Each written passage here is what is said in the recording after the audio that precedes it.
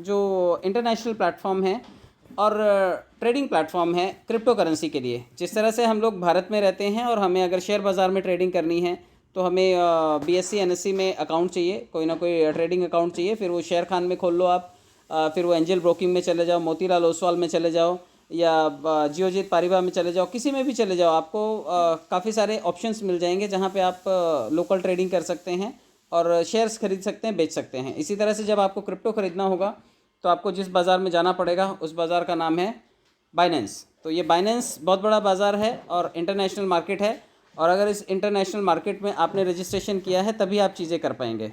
चलिए मैं आगे बताता हूँ। रजिस्ट्रेशन करने के बाद इसका जो नेक्स्ट प्रोसेस होता है वो होता है केवाईसी का। सबसे बड़ी बात ये होती है कि लोग जो हैं वो डॉक्यूमेंटेशन करने से बचते हैं, क्योंकि परलाइन में ज़रूरत ही नहीं थी। आप लोग जब तक इस सिस्टम में थे तब तक कोई ज़रूरत ही नहीं थी, क्योंकि हम लोग P2P ट्रांसफ़र कर लिया करते थे और कोई सत्यापन की ज़रूरत नहीं थी।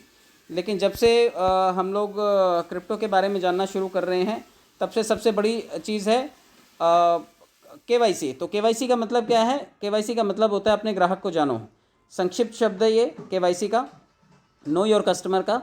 तो अपने ग्राहक को जानना है। तो कोई भी कंपनी जब किसी को भी अपने साथ इंटरेक्ट कर रही है, अपने साथ एंगेज कर रही है, तो वो चाहती है कि वो उसको जाने। और इसमें आपकी कुछ बेसिक इन्फॉर्मेशंस होती हैं और इम्पॉर्टेंट इन्फॉर्मेशन होती है, जैसे आपका आईडी चाहिए होता है, आपका इलेक्ट्रिसिटी बिल, पासपोर्ट या फिर घर का पता, कुछ चीज़ों के बारे में ये जानकारी मांगता है सिस्टम। तो जब आप इसमें सत्यापन कर लेते हैं तो सत्यापन करने के बाद अगर आप कभी फर्दर फ्यूचर में चेंज करते हैं तो चेंज करने के लिए भी आपको उसमें जो है वो जानकारी देनी पड़ेगी कि आप इसको चेंज कर रहे हैं। और चेंज करने के बाद आपको उसमें नोटिफाई करके या फिर उसमें खाता बनाने के कुछ टाइम के बाद आप उसमें चीज़ें अपडेट कर सकते हैं। और एक और चीज़ होती है कि अगर आपने ये प्रक्रिया पूरी नहीं की, सपोज़ आपने नाम चेंज कर लिया और आपने वो प्रक्रिया पूरी नहीं की, तो आप उसमें सीमित लेन देन कर पाएंगे। लेन देन का जो लेवल है, क्योंकि बाइनेंस बिना केवाईसी के भी लेन देन तो करने की अनुमति देता है, लेकिन आपको बड़े लेन देन करने हैं और चीज़ें ज़्यादा बड़ी करनी है, ट्रांजेक्शन्स बड़े करने हैं, डॉलर ख़रीदने हैं, कुछ परचेज़ करना है, तो आपको बड़े ट्रांजेक्शन्स के लिए आपको केवाईसी की ज़रूरत होगी। तो ये केवाईसी आपके लिए इंपॉर्टेंट है और ये आपको करनी पड़ेगी। थोड़ा आगे बढ़ते हैं। सबसे पहले करना क्या है, देखिए इस वक्त क्या है, बाइनेंस के बारे में लोगों को पता नहीं है। प्ले स्टोर पे भी बाइनेंस के नाम से भी कई सारे ऐसे एक पेज खोलो तो कई सारे पेज खुल जाते हैं। क्रिप्टो करेंसी का एक्सचेंज है हालांकि ये। तो बाइनेंस में जब भी आपको खाता खोलना है, या तो आप अपने सीनियर से रेफरल लिंक ले लीजिए, या फिर आप प्ले स्टोर पे चले जाइए। और प्ले स्टोर पर जाने से पहले सबसे पहले आपको क्या करना है, साइन अप करना होता है। बहुत सारे लोग डायरेक्ट लॉगिन करने के लिए जाते हैं, तो आपको बाइनेंस में सबसे पहले जाकर के साइन अप करना है। और साइन अप करने का मतलब है कि आप उसमें अपने आप को रजिस्टर करेंगे। रजिस्टर करने के बाद ही आप उसमें चीज़ें कर पाएंगे। तो रजिस्ट्रेशन में आपका नाम, ईमेल और फ़ोन नंबर, ये 3 चीज़ों से आपका रजिस्ट्रेशन हो जाएगा। ये गूगल पे भी होगा जो एंड्रॉयड फ़ोन यूज़र्स हैं उनके लिए भी, और ये एप्पल यूज़र्स के लिए भी होगा जो iOS के थीम पे काम करते हैं। तो एप्पल प्लस एंड्रॉयड दोनों फ़ोन्स के लिए एप्लीकेबल है। दोनों जगह से आप इसे यूज़ कर सकते हैं। दोनों फ़ोन के यूज़र्स इसमें अपना एक्सचेंज बना सकते हैं। थोड़ा सा आगे और बढ़ते हैं। अब आपने बाइनेंस पे जाकर के जैसे ही आपने रजिस्ट्रेशन कर लिया तो उसकी नेक्स्ट प्रक्रिया होती है लॉगिन करना। तो आपको सबसे पहले ये ऊपर लॉगिन के ऊपर जाना है, और साथ में ये जो छोटा सा ब्रैकेट दिखाई दे रहा है, बॉक्स दिखाई दे रहा है, ये कार्टून सा दिखाई दे रहा है, उसको जब टच करेंगे तो वहाँ पर आप जाकर के इसे लॉगिन कर सकते हैं। लॉगिन करने के लिए फिर वही आपको आपका नाम और ईमेल और फ़ोन नंबर डालना है, एक OTP आएगा, वेरीफाई करना है, और उसके बाद आप सिस्टम में लॉगिन कर जाएंगे। तो इसके बाद आगे बढ़ते हैं। जब आप लॉगिन कर लेंगे, लॉगिन जैसे आप अपने सिस्टम में करते हैं तो उसके बाद आपका मेन इंटरफेस ओपन हो जाता है। तो इसी तरह से यहाँ पर भी लॉगिन करने के बाद पेज ओपन हो जाएगा, और पेज ओपन होने के बाद कुछ आपसे फीचर्स मांगेगा। वो स्टार्ट नाउ का ऑप्शन मांगेगा। उसमें जब ऊपर छोटा सा कार्टून दिखाई दे रहा है, जो हेड सा दिखाई दे रहा है, जब आप उसको टच करेंगे तो क्योंकि आपने अभी तक डॉक्यूमेंटेशन का वेरिफिकेशन नहीं किया हुआ है, तो वहाँ से आप उसे क्लिक करके सबसे ऊपर वाले हेड को क्लिक करके आप वेरिफिकेशन के मोड में जा सकते हैं। और जब आप उसे क्लिक करेंगे तो स्टार्ट नाउ का ऑप्शन आएगा, और इस स्टार्ट नाउ को आप थोड़ा सा इस तरह से दिखाई देगा। देखिए ये स्टार्ट नाउ को क्लिक करना है आपको। रेड कलर का जो ऑप्शन दिखाई दे रहा है ये बॉक्स में, जैसे ही आप इसको क्लिक करेंगे यहाँ से आप स्टार्ट नाउ को क्लिक करके सिस्टम में एंट्री कर सकते हैं और अपने वेरिफिकेशन के प्रोसेस को स्टार्ट कर सकते हैं, क्योंकि यहाँ पे ये शो करेगा कि your account is not verified yet, आपका अकाउंट अभी तक वेरीफाइड नहीं है। तो आपको अकाउंट को वेरीफाई करने के लिए नेक्स्ट स्टेप पे जाना होगा। देखिए, सबसे पहले वो आपके कंट्री का सिलेक्शन मांगेगा कि आप कौन से देश में रहते हैं। तो कंट्री का सिलेक्शन जब मांगे तो आपको यहाँ पर सबसे पहले कंट्री को सिलेक्ट करना है, रेजिडेंशियल को आपको यहाँ पर भरना पड़ेगा। तो जैसे आप इसे कर्सर को क्लिक करेंगे या फिर इस एरो को छोटे वाले को क्लिक करेंगे तो आपको जितने भी कंट्रीज़ हैं, लगभग 195 कंट्रीज़ हैं, 200 के आसपास कंट्रीज़ हैं, तो ये सारे कंट्रीज़ वहाँ पे देगा। और आप ऑप्शन के हिसाब से इंडिया सिलेक्ट कीजिए, और इंडिया सिलेक्ट करने के बाद आप नेक्स्ट प्रोसीजर पे जा सकते हैं। कंटिन्यू को क्लिक कीजिएगा, कंटिन्यू को क्लिक करते ही पेज आपका सिलेक्ट हो जाएगा और आगे की तरफ बढ़ जाएगा। चलिए, इसके बाद रेजिडेंस सिलेक्ट करने के बाद यहाँ पे आप देखिए, यहाँ पे आपको वो कंट्री दिखाई देगा, +91 का साइन दिखाई देगा।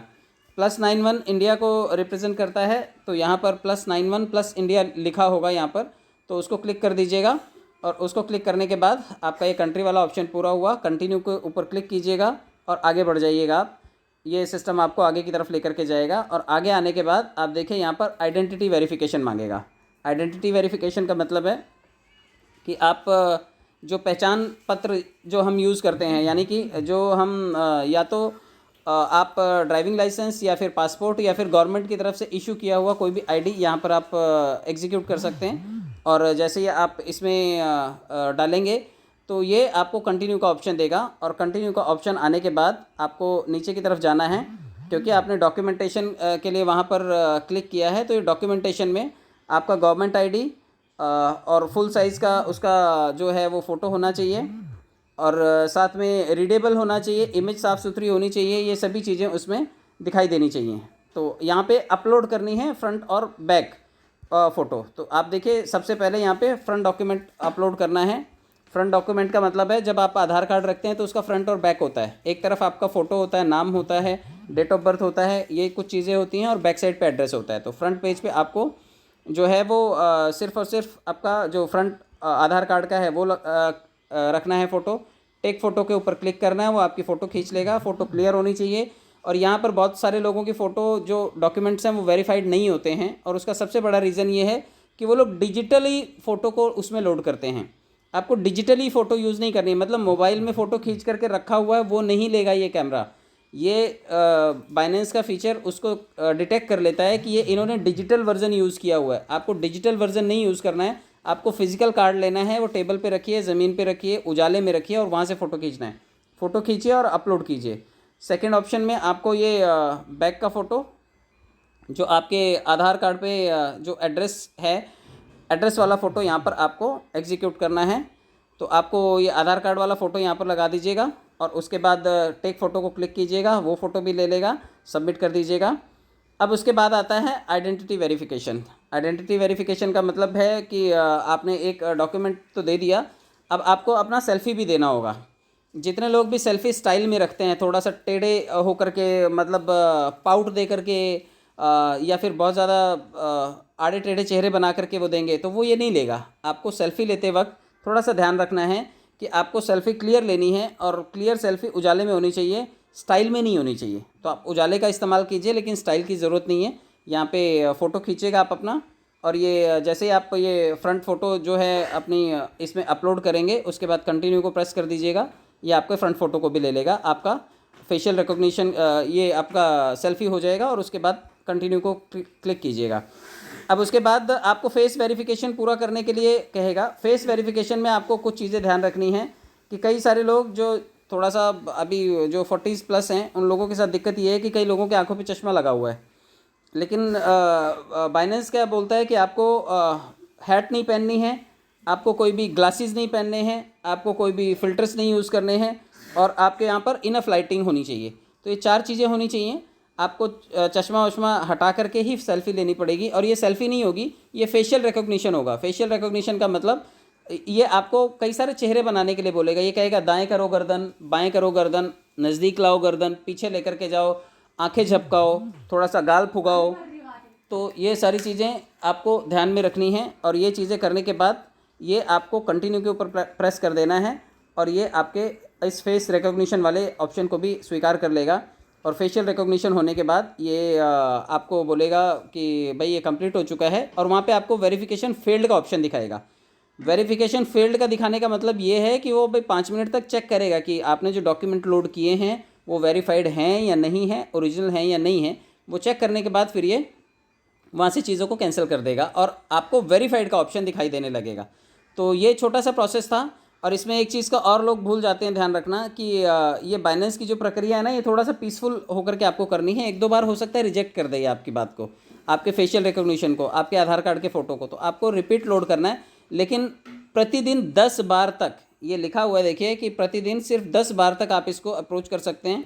अगर 10 बार से ज़्यादा आपने ये किया है तो आपको ये नहीं एक्सेप्ट करेगा। आपको 24 घंटे में मात्र 10 बार ये आपको एक ट्राई करना है। अगर आप इसको ट्राई कर लेते हैं और 10 बार में आपका सक्सेसफुल हो जाता है KYC, well and good. Otherwise 24 घंटे के बाद आप इसको रिपीट ट्राई कर सकते हैं। तो ये छोटी सी प्रक्रिया थी, एंड आई होप कि आप लोगों को ये प्रक्रिया